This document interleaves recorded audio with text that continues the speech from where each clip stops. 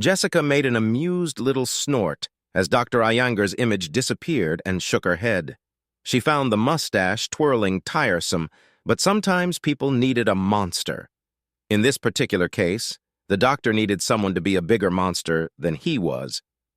She had learned long ago that as long as he was cursing her name, he wouldn't curse his own quite as much. The greatest scientific mind in centuries, and you're making him create nightmares. Weren't you supposed to preserve him? Wasn't that the plan? Yes, the good doctor was one of her people, one of those carefully selected to rebuild Saul. He was first among the scientists and academics that she cherry-picked and tucked ever so gently into one of her special habitation ships. She winced as she thought of the garden home. Even after all these years, the tragic loss of that ship stung. So many great minds just gone.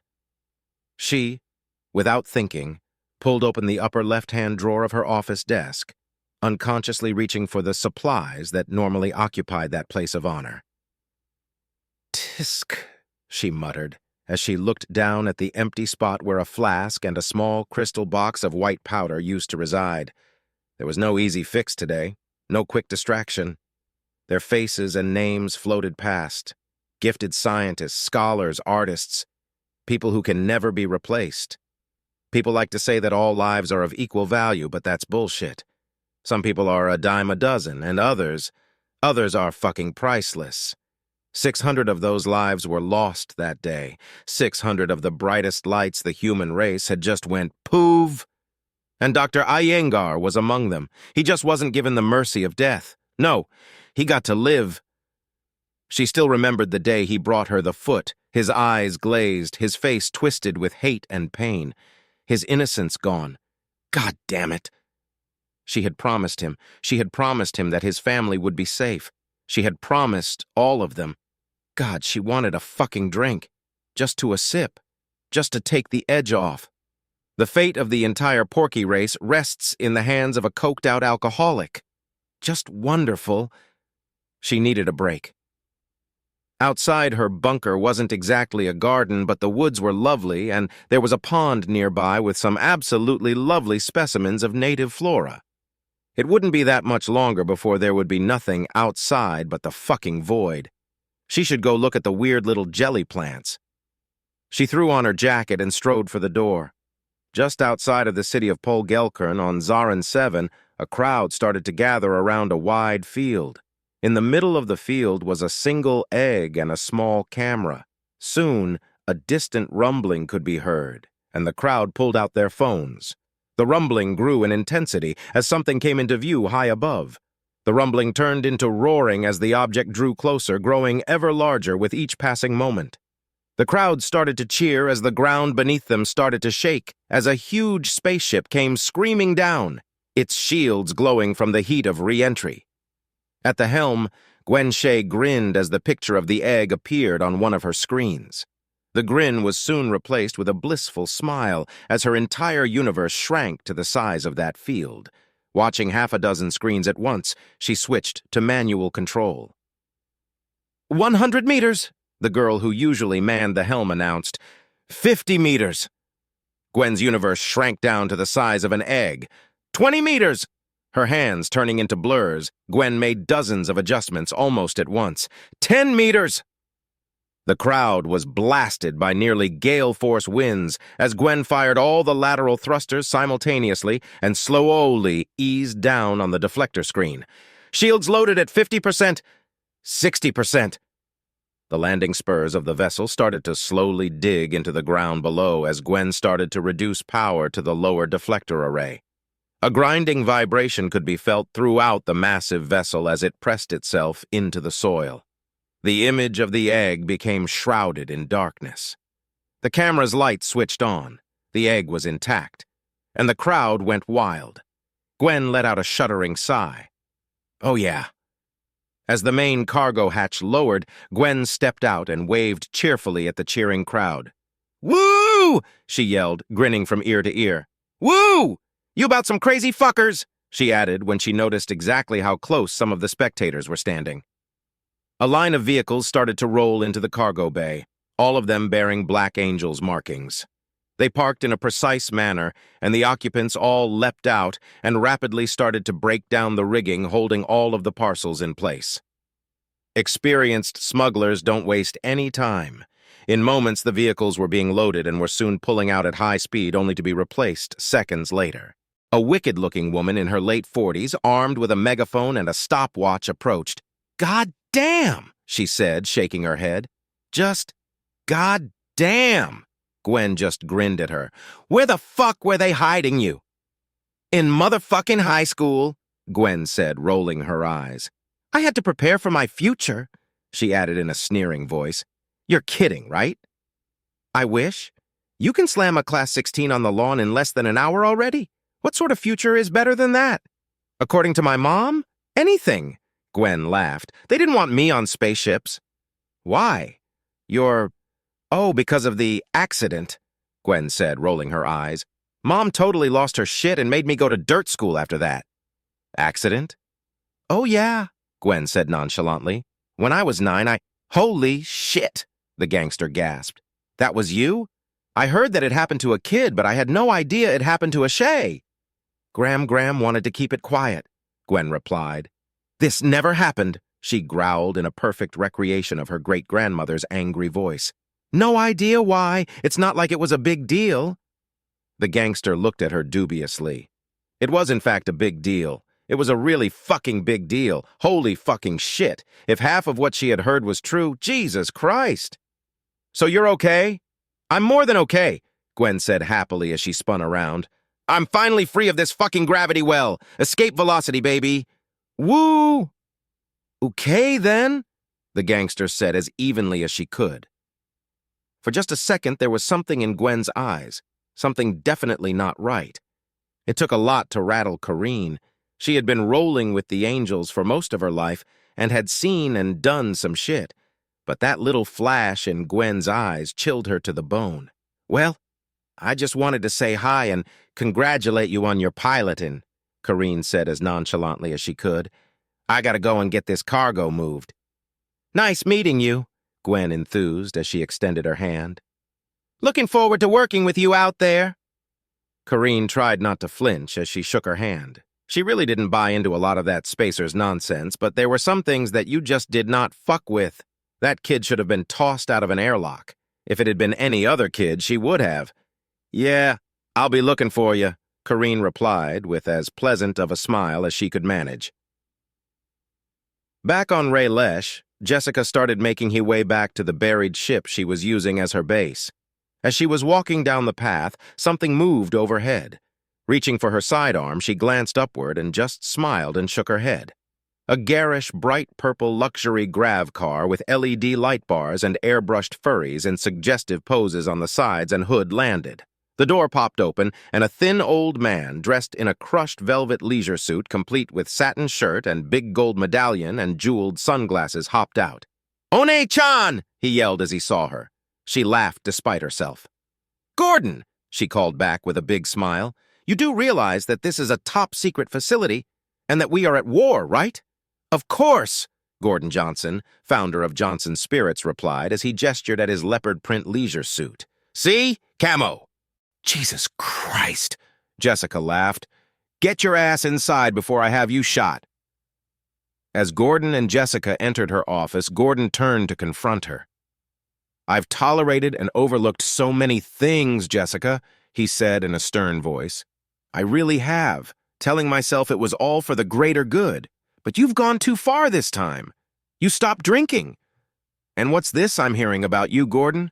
Quality products? Have you gone mad?" Jessica laughed as they hugged. "People are going to need something to wash down the days ahead," Gordon smiled. "And too many of the damn kids these days can't appreciate good hooch."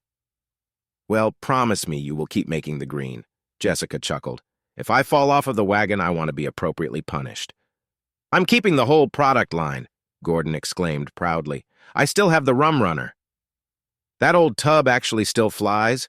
I thought you turned it into a restaurant." "A restaurant and distillery," Gordon replied proudly. "I was going to decommission it, but in the end, I just couldn't bring myself to do it. All I had to do was rip out the tables. Even the kitchen is original. The rum runner will be lifting off today. I just dropped by take one last peek at that fine ass of yours before I headed out. Jessica gave him a little wiggle as Gordon gasped and clutched at his heart. Damn, girl! Don't be doing that to an old man! If only it was that easy to get rid of you, she laughed. So you have the rum runner. How is the rest of your operation looking? Good, we are ripping up what we can and loading those ships you sent down with anything that we can shove into them. It's a mess, but my guys should have production lines running within days. The rum runner will be at full capacity tonight, so we can give you limited quantities of whatever you need, from lubricants to paint to plastic explosives, and of course, the highest quality solvents in the galaxy.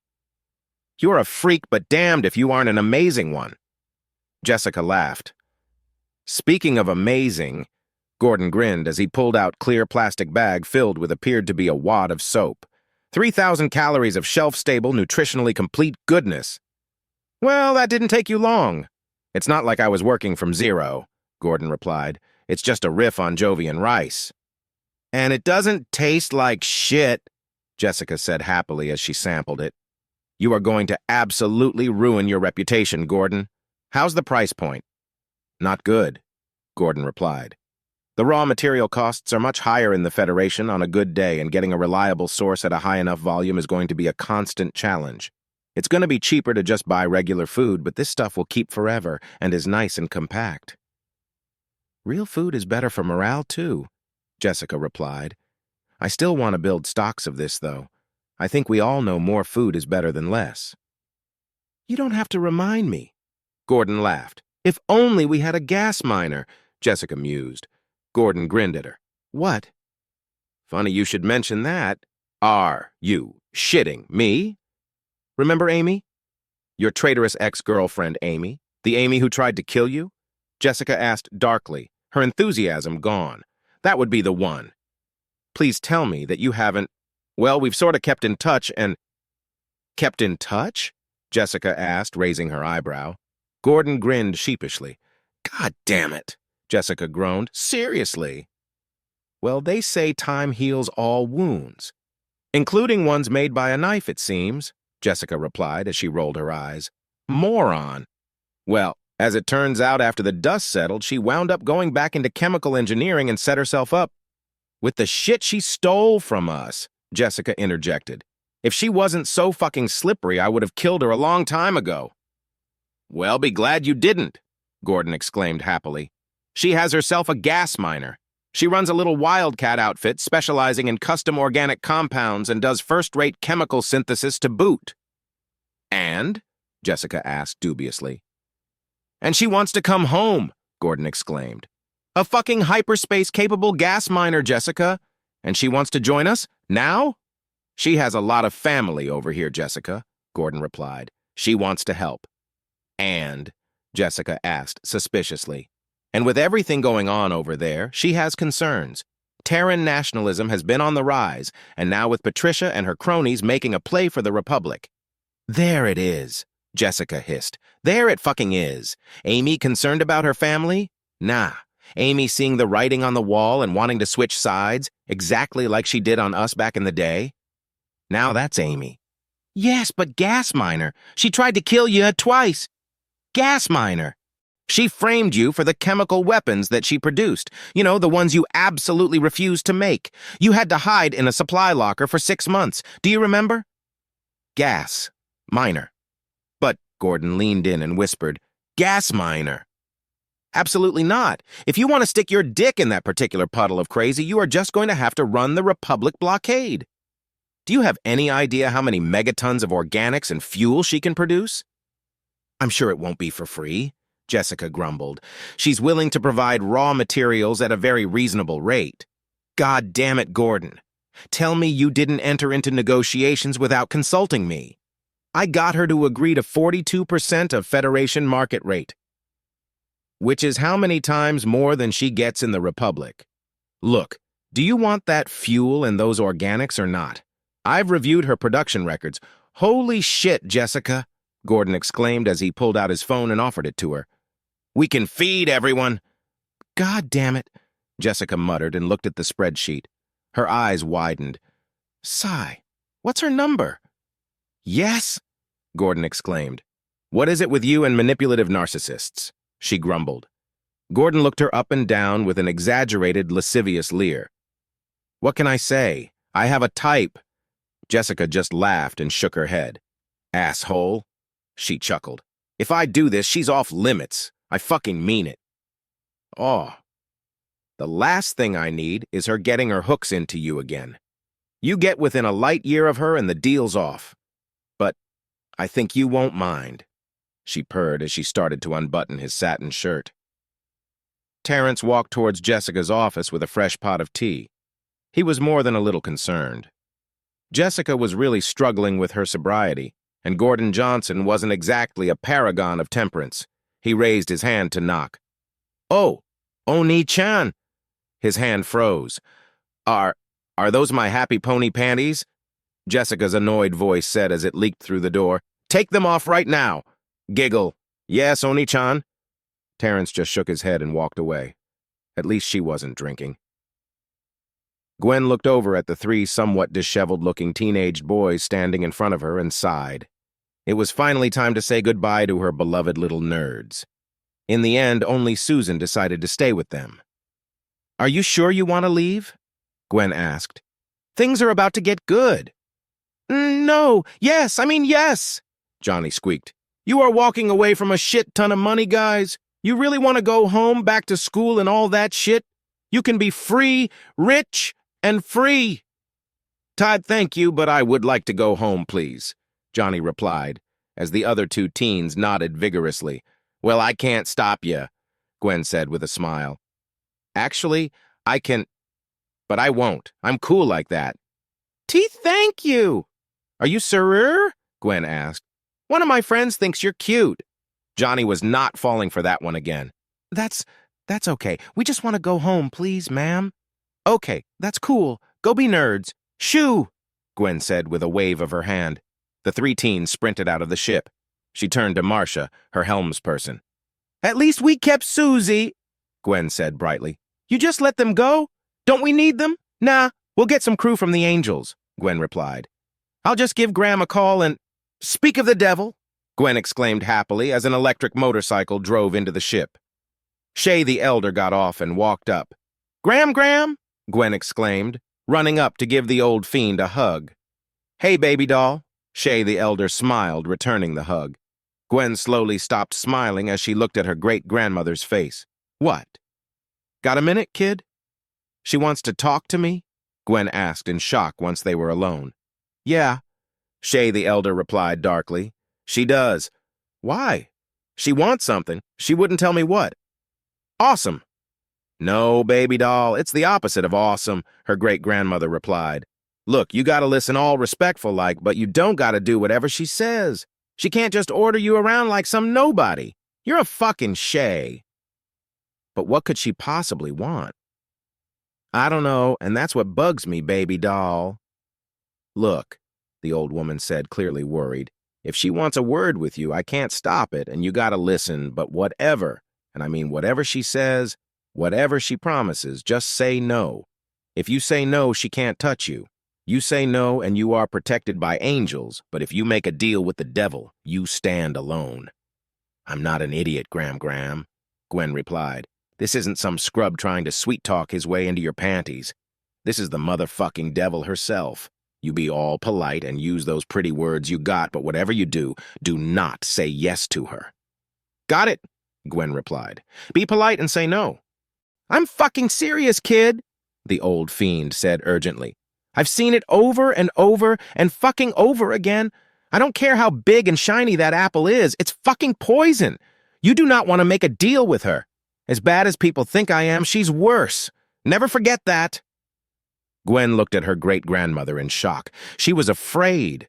Her great-grandmother, leader of the fucking Black Angels herself, one of the true nightmares of the Saul Wars, was scared. Oh, okay, Graham, Gwen replied nervously.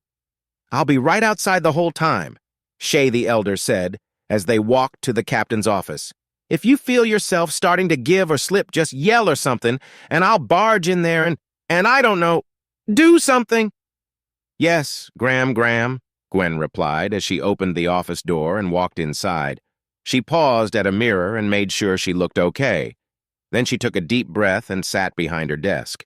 After saying a quiet prayer to the gods of the void, she switched on her communicator. After a disturbingly short wait, Jessica Morgan's pleasantly smiling face appeared on her holoscreen. "I swear it's like looking back in time," Jessica exclaimed. "You look just like your great-grandmother did at your age." Thanks. I'm sure you have things to do, and I know for a fact that I do so I will just cut to the chase," Jessica said with a smile. "I assume it has been strongly suggested that you refuse regardless of what I say?" Gwen shifted nervously. She wasn't sure how to respond to that. "It's okay," Jessica said. "I know your great-grandmother quite well, and I am perfectly aware of her opinion of me. She's absolutely correct, by the way." Gwen just smiled anxiously and remained silent. She wanted to say something, but everything she could come up with either sounded absolutely moronic or would just dig her deeper in the hole she realized she was already in. Jessica smiled as she let the silence build. "I thought you would be more exuberant," Jessica said, an eternity later. "You certainly were when you were talking to that radio person." "Yeah, that's because Lissa doesn't have a fucking brass bull, and that's the least of my worries." "Woo?" Gwen replied cautiously. Jessica burst into laughter. "Well played," she exclaimed with delight. "I'll cease wasting either our time with any further attempts to disarm you and get right down to business." Jessica leaned forward slightly. "I want you to come to work for me." "Well, he what?" Gwen spluttered, her eyes wide. "Ships. I have. Equipment I can buy. I have the resources to get whatever I want and as much of it as I desire, except for one thing," Jessica said, her eyes glittering. "Talent. I can never get enough.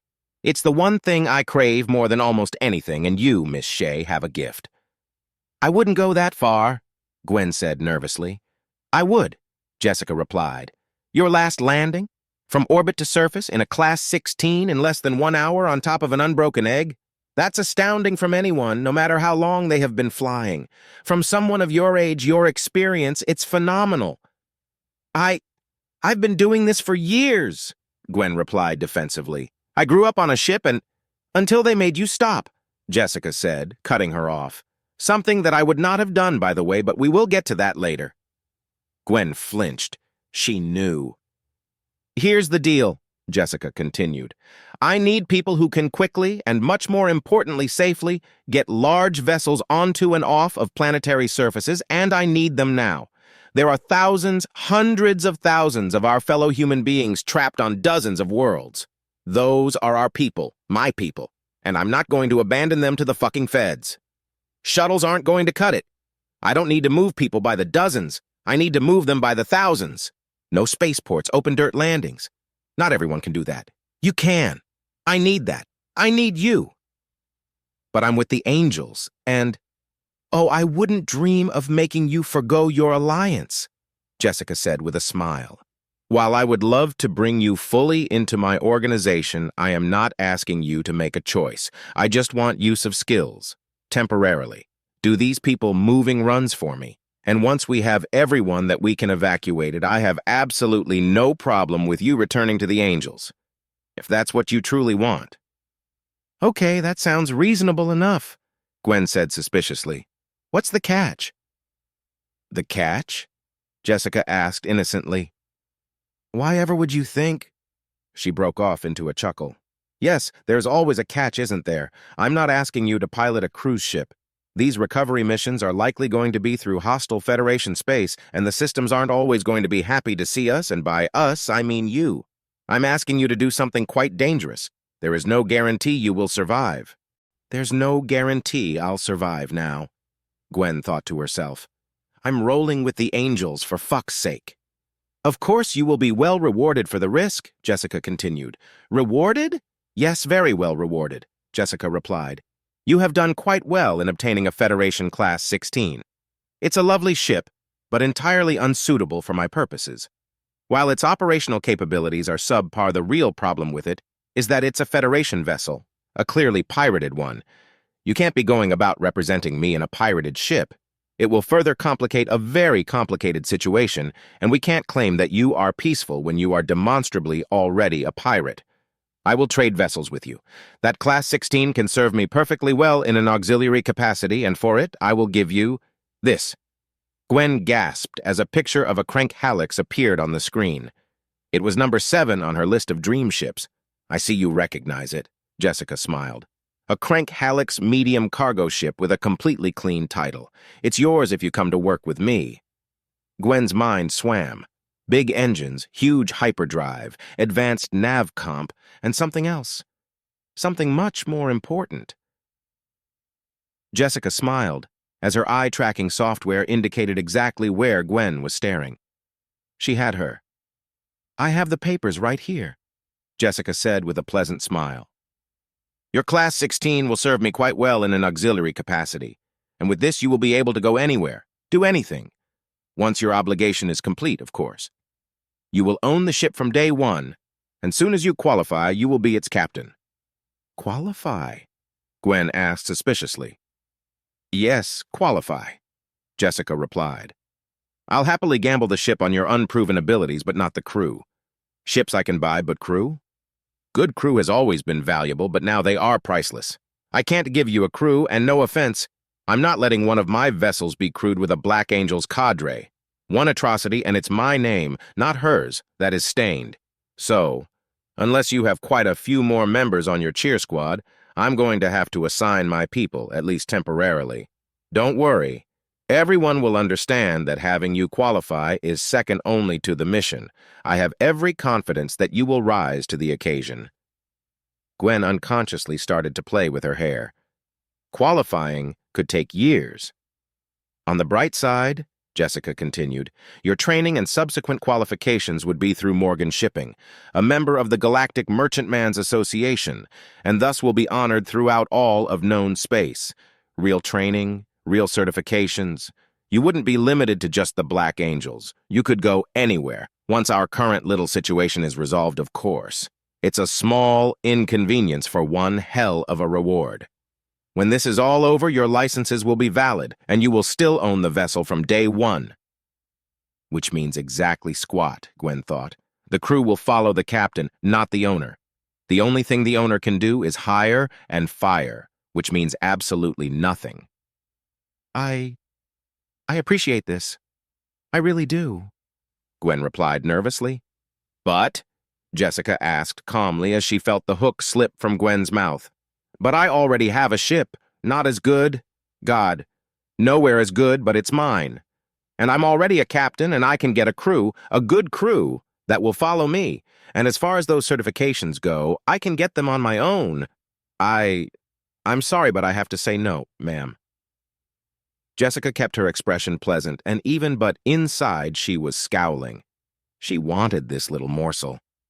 How about the actual truth for once? Now there was an interesting thought.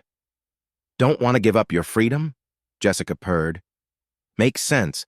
Nobody at any age would be eager to give up command.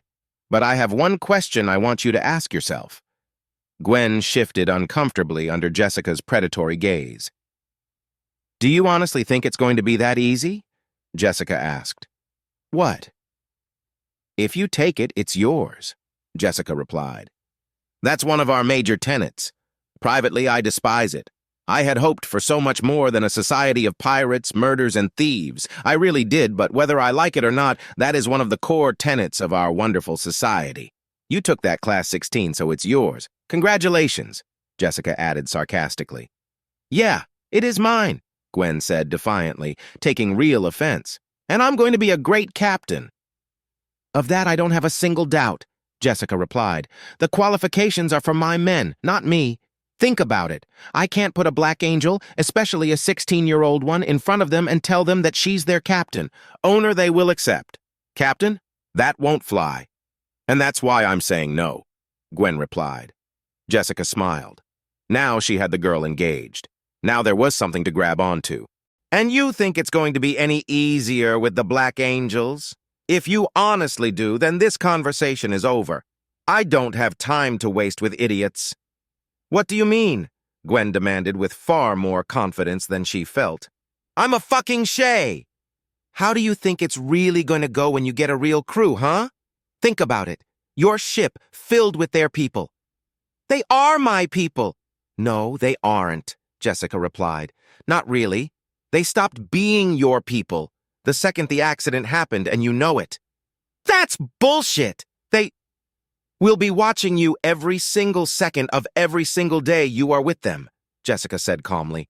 They will never trust you, and can you blame them? They use what happened to you as their ultimate punishment. It terrifies them as well it should. Nobody escapes what happened to you unscathed, unaltered. Nobody. What are you talking about? I'm just fine. How long can you hold out, huh? Are you even going to try, or are you even now just dying for the chance to do it again? Gwen looked away. I knew it. Addicted, Jessica said with a smile.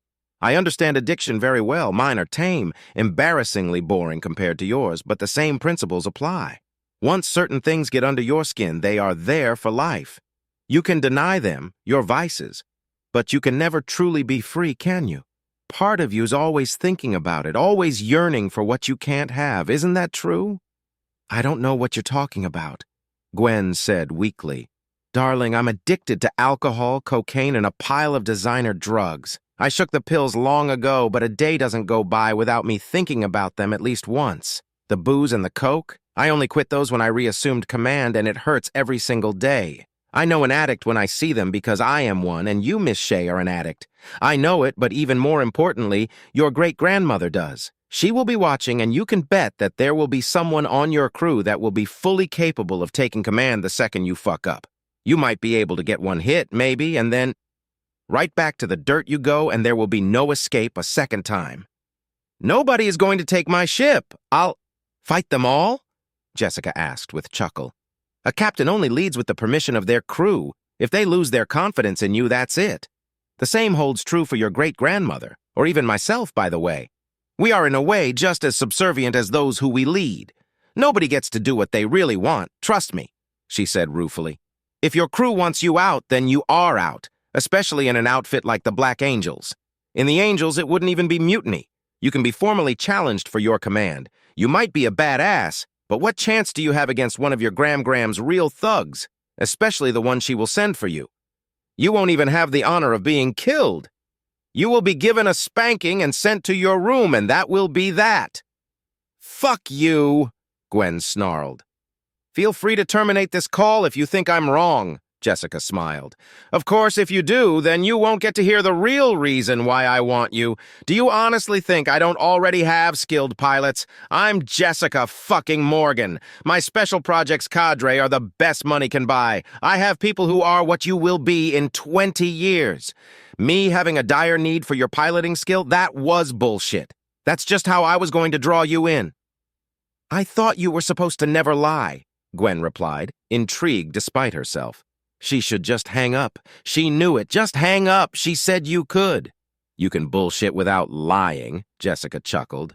I implied that the talent of yours that I craved was your piloting skill. Oh, your skill is astonishing, make no mistake. Your little egg video is making the rounds, and I have captains in my special projects division just begging me to poach you.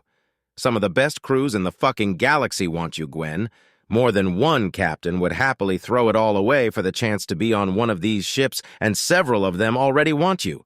Impressive, truly impressive, but that's not the talent of yours that I want. That's not why I want you. Just hang up and run away. Why? Why do you want me then? Gwen asked, knowing it was a trap. The accident. What? You heard me, Jessica smiled. I want you not despite the accident, but because of it. Why? I'm not going to tell you, Jessica grinned.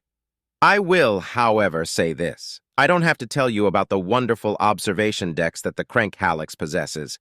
The one that I offer you will have one tiny little modification. The aft solar garden will be converted into your personal quarters, with its own shutter control and shields. You won't have to sneak. You won't have to hide. You will be able to get your fix whenever you want. Gaze into the hyperspatial void to your heart's content. Bathe in it every single jump. What? I don't... What? Gwen babbled, completely stunned. You have absolutely no idea how special you are, Gwen, but I do, Jessica purred. For almost every single human being, direct exposure to hyperspace is lethal, worse than lethal. What it does to the body and to the mind... Well, there's a reason that the vilest of the vile use it as torture. But for one 9-year-old girl, it wasn't torture. It was amazing, wasn't it? Gwen just nodded, tears welling up in her eyes. You aren't the first. What? Gwen spluttered. Nope, Jessica smiled. You aren't alone. You are incredibly rare, perhaps one in hundreds of millions, too rare to actually quantify, but you are not unique. There are others. Who? Gwen gasped. Not telling you, Jessica grinned. Not yet. There is only one way to find out. Shay the Elder stalked up and down the hall, getting angrier and more worried by the second. It had been too long. It had been far too long. She should barge in there, tell that witch to go and fuck herself. She strode to the door and froze. It was fucking Jessica Morgan. There wasn't much that scared old Gwen, but that woman. But it was her baby doll. No, she had given that monster enough. She wasn't going to get the door opened, and her precious little girl stepped out. Oh, no! I'm sorry, Gram, Gwen said with tears in her eyes. I'm sorry.